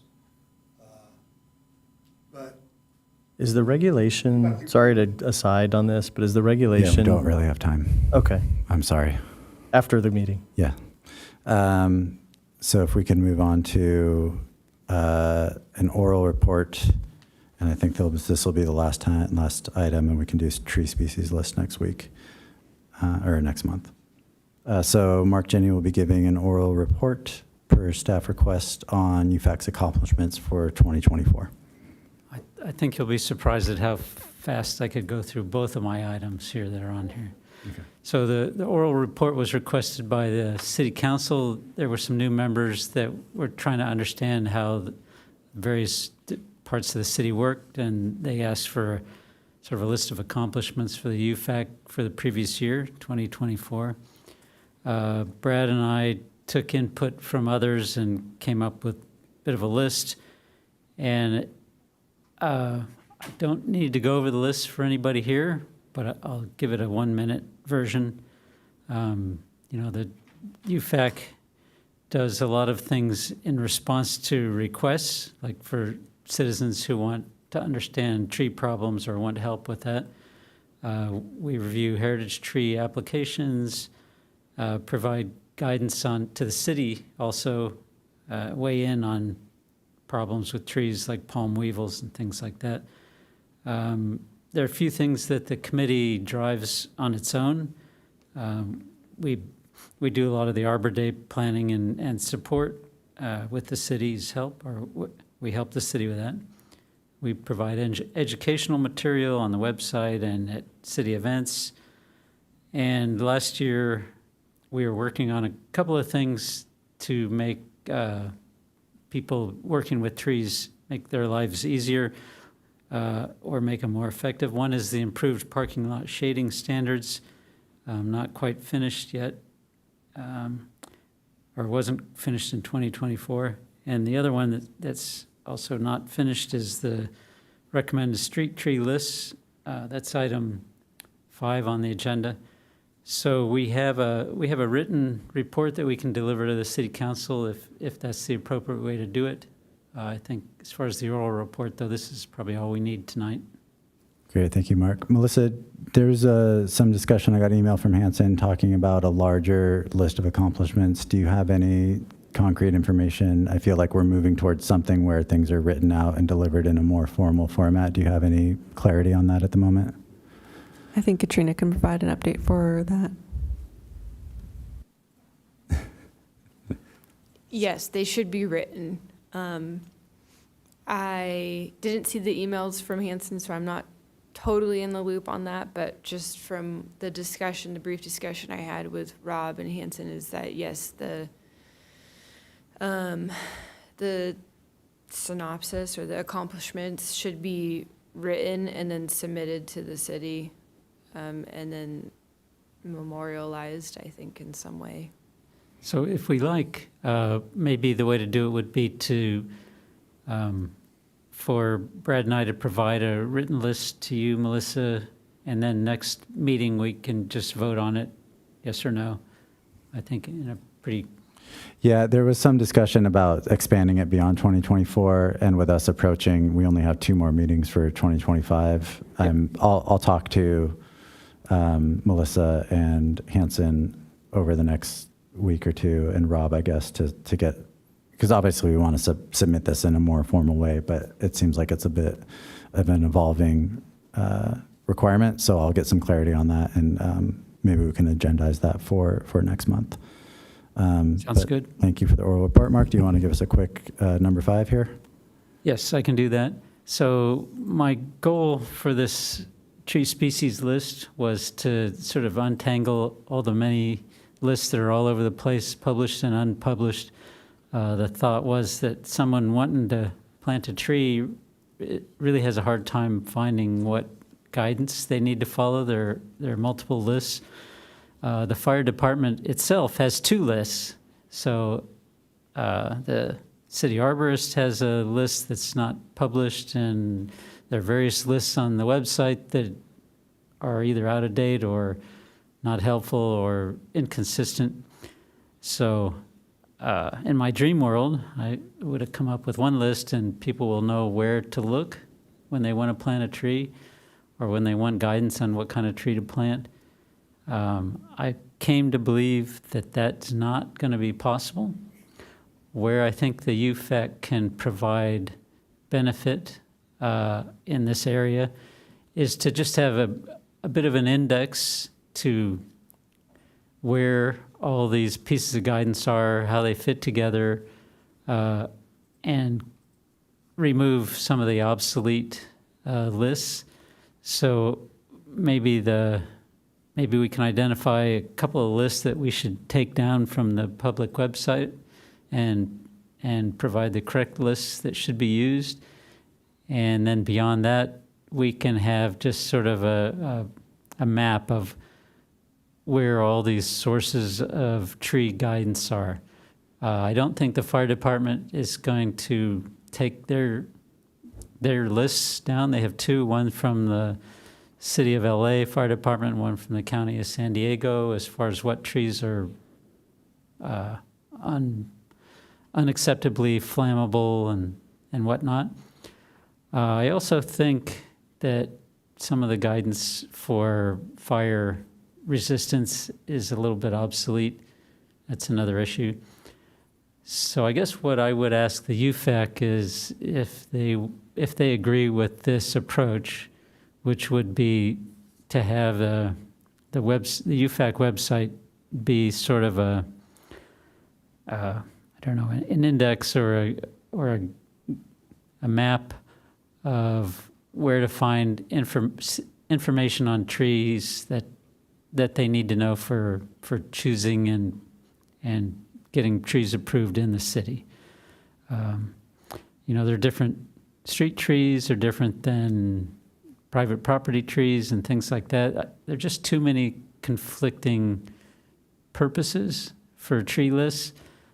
So my thought was we could at least help people understand what's available out there, and in one central place we could say, here are the links to the fire department lists, here's invasive species list, here's this and that, and sort of tie them all together. That's a larger project, but I wanted to see if anybody had an opinion on my preferred approach before I went any farther. I like that approach. It is 7:30, so we can either motion to continue the meeting or say yes. We can look at this clock. We have another minute. I like their approach. I think it's a good idea. I think the next step would be for you to start to lay out that framework, and now that we're done with the mature tree ordinance, things like this should be a little bit easier in terms of having some time to devote to it. So if you want to flesh out a little bit of a framework, and Yep. we can agendize it and review it at the next meeting or two meetings. I can bring something in the next meeting or two that sort of fleshes it out, as you say, and put a little more something concrete into my proposal. I like it. Mr. Chairman, Go ahead. may I comment? We're going to need to make a motion to continue past 7:30. I would move to continue past 7:30. I'll second. Okay. Am I allowed to say no?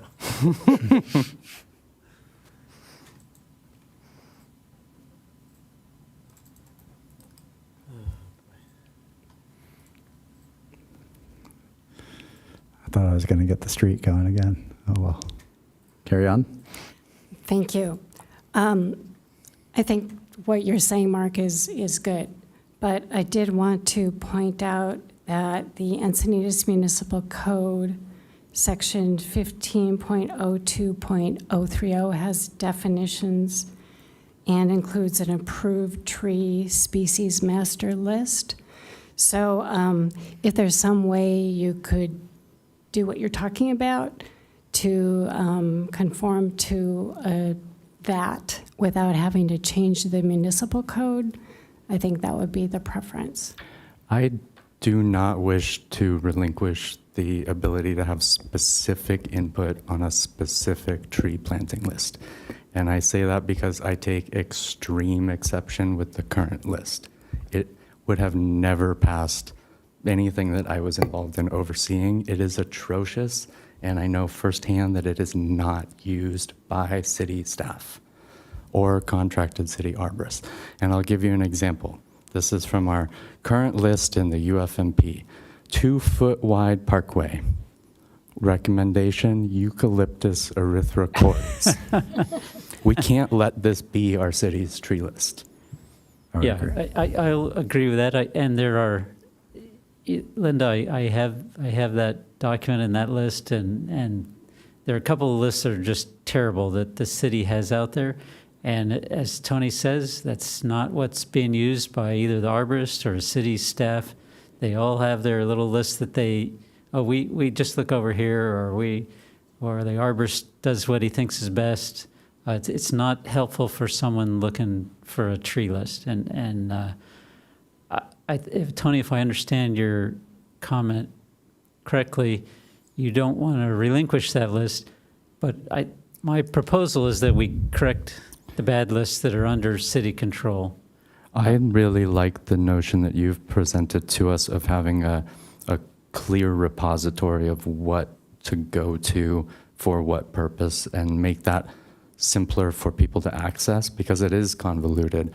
But specifically, our role as it relates to the list in the UFMP is something that I think is extremely overdue for a serious deep dive. The sad part is we came up with a corrected list. It just sort of died. I had forgotten about that. Thank you for reminding me. So we have a lot of great lists, and I got my hands on all of them, I think. And we can go into more detail next meeting.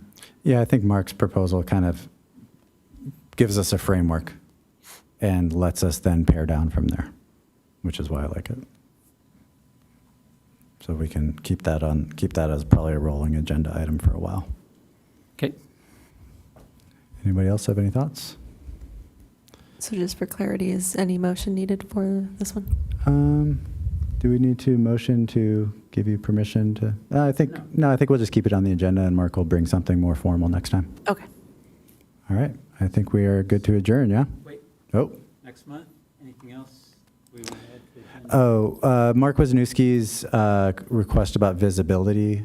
I forget the exact wording. Mark Wisniewski had brought up something with plant life and tree life and visibility on streets, which I think is very prescient at the moment. Yeah, I think it was the visibility safety concerns that he had. I would like to move that to the top of the list, and then I'll check my notes and be in touch with Melissa on other items. Okay. Yeah. All right. We will adjourn at 7:35.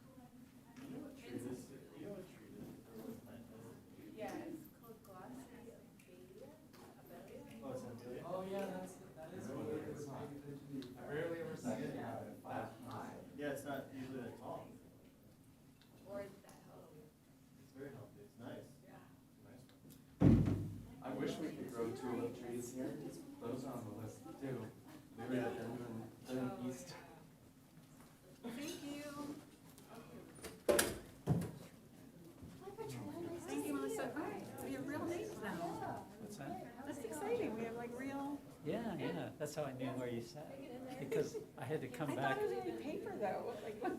I had to come back around and where's my chair? I'll take a picture of that. Thank you.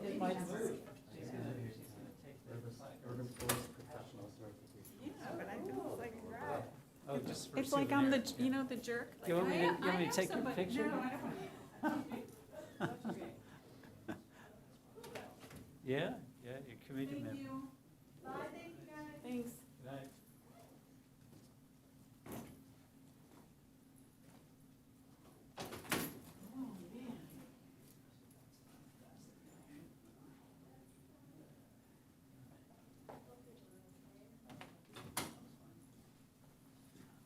grab everyone's name